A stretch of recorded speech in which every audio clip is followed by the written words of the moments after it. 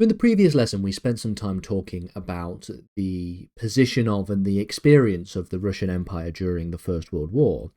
We outlined mainly some of the important battles during that conflict and some of the major failures and setbacks that was had during the conflict as well, just to provide you with a bit of a contextual overview of the state of Russia as we're going into 1917. These first sort of four lessons on this topic are going to all be introductory, context-based, provide a little bit of historical background to the things that we're going to be studying properly over the course of the next few lessons, which is, of course, of the ideas of revolution, the provisional government, etc., etc., etc. This video specifically is going to talk about the Russian economy during the First World War, and then the final lesson on the sort of introductory topics is going to be concerning ourselves with the Russian society, Russian social state during the First World War. So, to provide even more background, if you need that already, we're going to spend a little bit of time looking at the pre-war background. So, what was the Russian economy like before it entered into a major global conflict? Well, before 1914, Russia experienced some economic expansion. This is spurred by a number of different factors. There are spurred by the fact that there was foreign investment, that there was rearmament, there was industrialization, and there was also a rising domestic demand for a number of goods.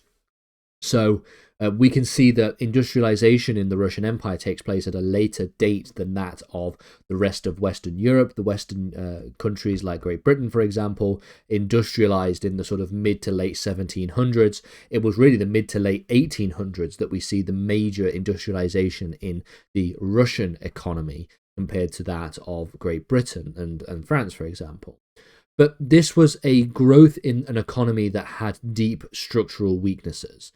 You have, for example, industries like machine tools, chemical engineering, and optics being very underdeveloped. And you also have the fact that economically agriculture was regionally uneven and modernization was patchy at best, essentially. You also have the fact that Russia lacked, prior to World War I, a unified economic strategy. Because ministers reported directly to the Tsar, we see that you have a number of turf conflicts as well as a lack of coherent economic mobilization. So there are some benefits, there are some sort of positive aspects of economic growth prior to World War I. You have industrialization, for example. You have the spurring on of foreign investment, which was particularly helpful. But you also have the problems associated with this economy. The fact that there are deep structural weaknesses. You have underdeveloped areas like machine tools and chemical engineering. You also have regional unevenness, shall we say, in terms of agricultural development. And you also have a lack of a unified economic strategy. And so when we get to the First World War, a world war strains any economy, never mind an economy that is built on such faulty foundations fundamentally. And so when we begin, there are a number of major economic costs. So between 1914 and mid-1917, for example, the Russian Empire spent between 38 and 50 billion rubles on the war effort. This is financed through quite a lot of heavy foreign and domestic borrowing. This accounted for around 62% of the overall investments in the economy. And the leftover pre-war funds of 7%, as well as the issuance of currency, the printing of the ruble essentially, accounted for 31% of the additional amounts of spending on the war effort. One of the issues, especially associated with the final of these major contributions, the idea of currency issuance, is that it leads to rapid inflation. The money supply began to balloon from 1.63 billion rubles to 9.95 billion rubles in circulation by 1916. By 1916 as well, inflation hits 100%, after 30% in 1915. So you can see a considerable increase between 1915 and 1916 of the rate of inflation. By early 1917, the ruble had lost nearly 75% of its purchasing power on the domestic market, making it incredibly worthless in comparison to how it was just a couple of years prior. The First World War also brings about a limited amount of industrial capacity, industrial strain, and production capabilities, and agricultural strain as well, agricultural disruption. In terms of industry, we can see that Russian industry begins to struggle quite early on during the First World War. There is a heavy reliance on imports characterizing the pre-war years, and the wartime disruption choked off a lot of these supplies. So it was an economy that was quite heavily reliant on imports, which meant that during the war, it was very difficult to have these imports actually coming in as the result of the war itself. In 1915 and 1916, for example, coal imports began to plunge dramatically from 21.5% of domestic production in 1913 to just 8.5% and 13% respectively by 1915 and 1916. We can see as well that iron production and steel production, as well as oil production, decreases. Iron and steel output in 1916 was 17% less than it was in 1913 prior to the war.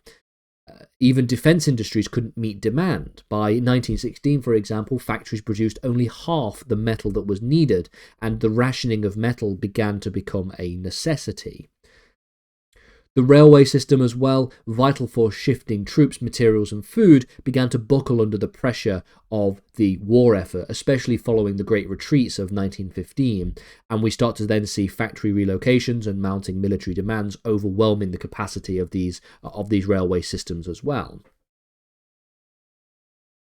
In terms of agriculture, we can see that just about 85% of Russians were peasant farmers, and these are of course exchanging in agricultural surplus for manufactured goods, and as factories shifted to military production, the peasants began to lose the consumer goods that were being produced by these industrial workers, and so there was less to purchase, leading to a collapse in the rural-city exchange, the exchange of goods and services between the rural regions and the cities and the urban environments, as well as a dropping of food supplies in the cities.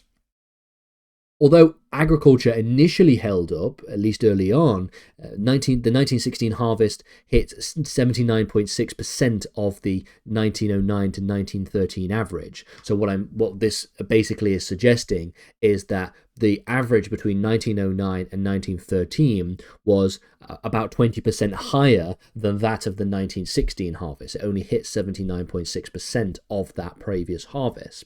And the 1917 averaged a 95%, so it was a little bit better. But the problem with this is that food shortages begin to arise, not just because of a slightly lower harvest, but also because of the disruption in transport, the requisition of grain, and the rise in inflation.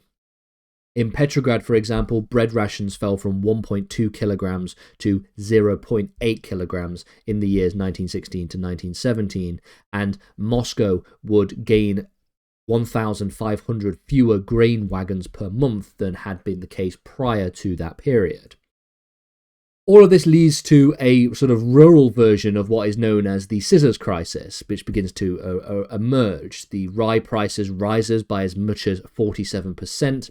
Boot prices surges as high as 334%, prompting peasants to distill surplus grain into vodka rather than to sell it themselves, because the value is worthless. It becomes a worthless currency.